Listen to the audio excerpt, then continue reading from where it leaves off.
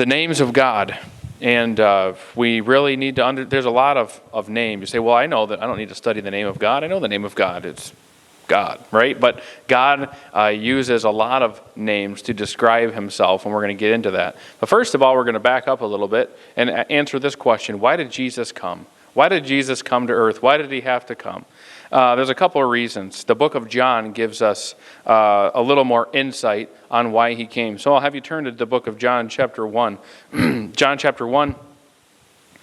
Obviously, probably the most obvious answer to the question, why did Jesus come, is he born to die, right? We sing that song often. Born to die upon Calvary, Jesus suffered my sins to forgive. Born to die upon Calvary, he was wounded that I might live. And that's why he came. He came to die on the cross and rise from the grave and give us an opportunity to be saved, to be reconciled back to God. But there's a few other reasons why he came. First of all, he came to reveal God to us. Look at John chapter 1, verse 18. No man hath seen God at any time. The only begotten Son, which is in the bosom of the Father, he hath declared him. So Jesus came to earth, yes, to die on Calvary, but he came to earth to reveal to us, to reveal to the Jews, God.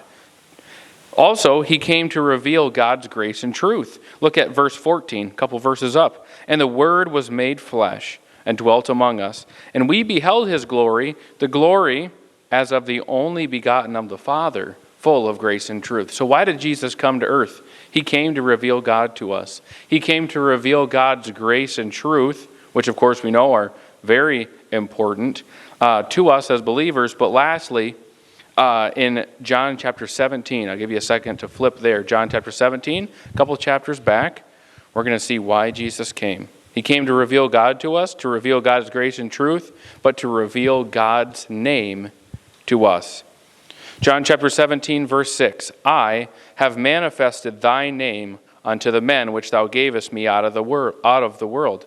Thine were they, and thou gavest them me, and they have kept thy word. Skip down to verse 26. It's going to reiterate that thought. And I have declared unto them thy name, and will declare it, that the love wherewith thou hast loved me may be in them, and I in them. So why did Jesus come? One of the reasons he came was to reveal God's name to us. So what's in a name? What's the big deal? Why does it matter what God calls himself? Why would Jesus come to reveal God's name? Don't we know what it is already? Well, first of all, we have to understand that in the Old and New Testaments, there is significance in a name, and we're going to get there in a minute. When your name, maybe your middle name, or of course your last name, but maybe even your first name, carries some significance. You were named after someone, or maybe a dear family friend, or maybe you meet those people, they're like John the 17th, and like every firstborn son has been named John in our family for so many generations, dating back to John the Baptist, So, but sometimes names carry significance that way. Sometimes they carry significance in what they mean. But we see here in the Old Testament names carried significance. Think about a couple of instances where God changed someone's name. Think about it in the Old Testament. Can you think of a time when God changed someone's name in the Old Testament? Thought we were having a family feud there for a second. Old worker Dave was sitting home by his brother-in-law in the doghouse there. Miss Amy. Exactly. That's my first one here. From Abram to Abraham. Genesis 17, verse 5. Neither shall thy name any more be called Abram, but thy name shall be Abraham. For a father of many nations have I made thee. Someone else. Another time in the Old Testament where God changed the name. From Sarai to Sarah. Very good. Same similar passage. Someone else with another spot? Brother Gibbs. From Jacob to Israel. That's my next one. Genesis 32:28. And he said, thy name shall be called no more Jacob, but Israel. For as a prince hast thou power with God and with men, and has prevailed. A couple more. Think about maybe in the story of some young men being taken captive. Yeah. We'll get to that one. That's the New Testament. In the Old Testament, we had Daniel. Listen to this verse. Daniel chapter 1, verse 7. Unto whom the prince of the eunuchs gave names, for he gave... This is when you're like reading in family devotions, when you're, 3 years old, and you get this verse. And I remember when we were reading family devotions, we'd go verse by verse, and Ethan would always, the youngest one, of course, not because he's a poor reader, he was just the youngest, but he always get the one with, like the tough name, and Dad, of course, would be, sound it out, and so you're sitting there like, it's going to take us 10 years to read, Psalm chapter 100, Unto whom the prince of the eunuchs gave names, for he gave unto Daniel the name of Belteshazzar, and unto Hananiah of Shadrach, and unto Mishael of Meshach, and unto Azariah of Abednego. Daniel, that's thinking about some places in the Bible where names mean something. Daniel means God is my judge. And it's interesting where these men were stripped from their homeland. More than likely their parents were killed because they didn't want to bring the old fuddy-duddies. They killed them. They pillaged that place. And they only were bringing back the gold and the young men to be slaves. Very possible that everything from their home to their belongings to their parents were taken. They were taken into a new land, and names were changed by these heathen Babylonians who really changed their name to mean exactly opposite of what their Bible names meant. So Daniel meant God is my judge. Belteshazzar means Baal will protect. Hananiah means God is gracious. Shadrach means servant of Aku, who was the moon god of that land. Mishael means whom belongs to God. Meshach means I have become weak. Azariah means God has helped. Abednego means servant of Nebo, who was the god of art, writing, and vegetation. So we see there's a lot of meaning in a name. In the New Testament, same thing. Ethan brought us into it. Saul to Paul. We have Simon, also called Peter. John chapter 1, verse 42, and he brought him to Jesus, and when Jesus beheld him, he said, Thou art Simon, the son of Jonah. Thou shalt be called Cephas, which is by interpretation a stone. Simon in the Hebrew means to hear, but Peter in the Greek means little rock. And I think that's cool name. Peter was like Jesus' little rock. Of course, we know that Jesus was the rock. He is the chief cornerstone. But Peter was always there with Jesus. He was always impulsive. They were trying to protect Jesus. He was always the first one to speak out, and he was kind of like a chip off the old block. He was little stone that was hanging around big stone.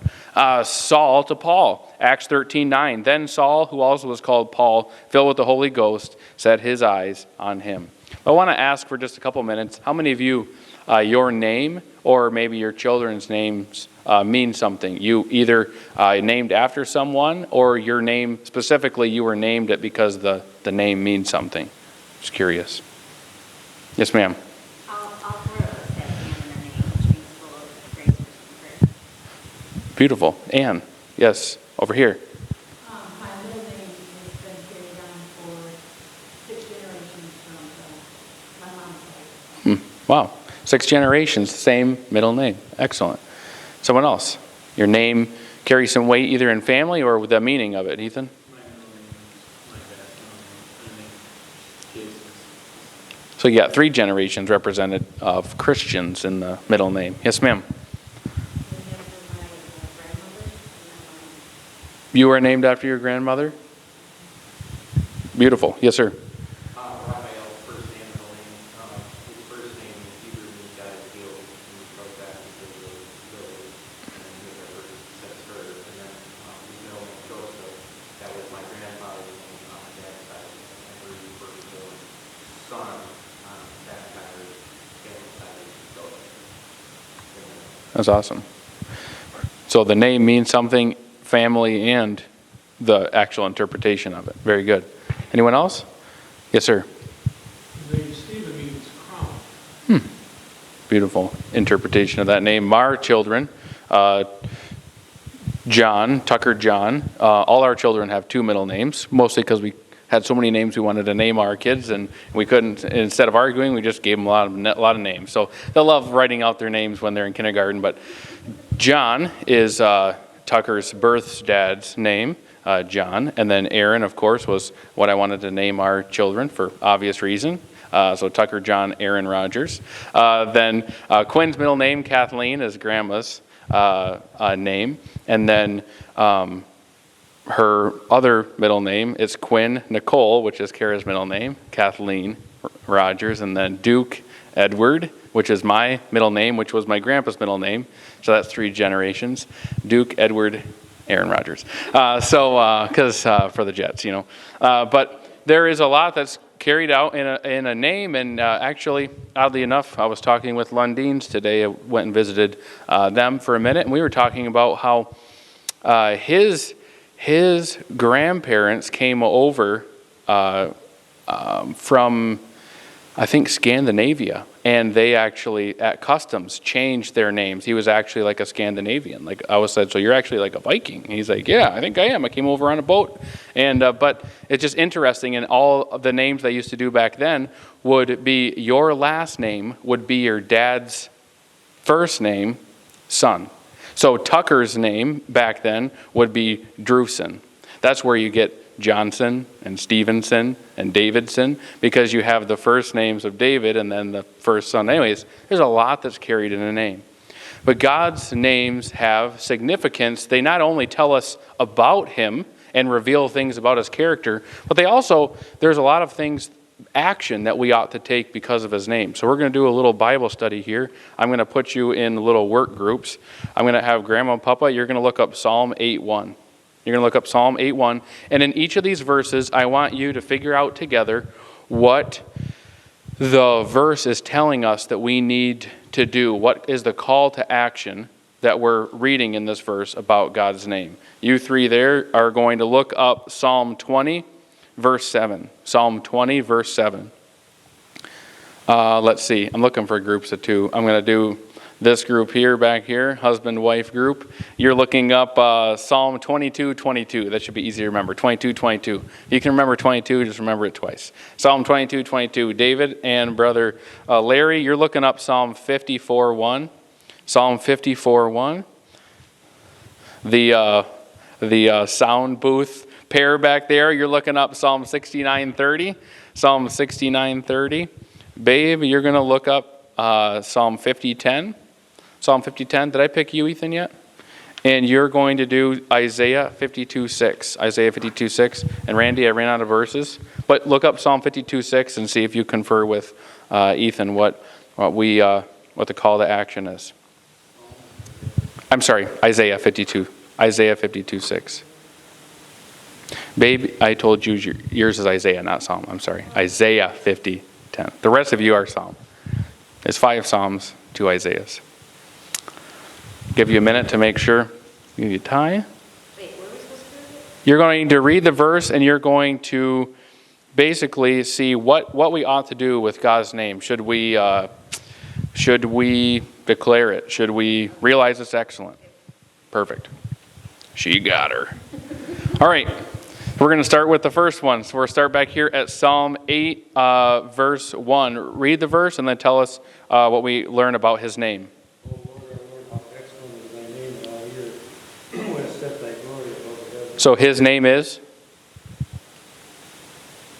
Lord, excellent. Right, his name is excellent, is what we realize. Is his name is a good name. It's a great name. You ever hear somebody say, hey, what's your baby's name? And they say, it's like, it's Milk Dud. And you're like, that's a great name. And you're like, that's a terrible name, And, but God's name is a great name. It's an excellent name. Psalm 20, verse 7. Which group was that? This group? Yep. Some trust in chariots and some in horses, but we will remember the name of the Lord our God. So we ought to, his name. We ought to remember his name. Not only is his name excellent, his name is a name to be remembered. Psalm 22:22. I will declare thy name unto my brethren in the midst of the congregation will I praise thee. So his name is really 2 in there. His name is to be declared and praised. We ought to declare his name. Psalm 54, verse 1. Save me, O God, by thy name, and judge me by thy strength. We are what by his name? We're saved by his name, right?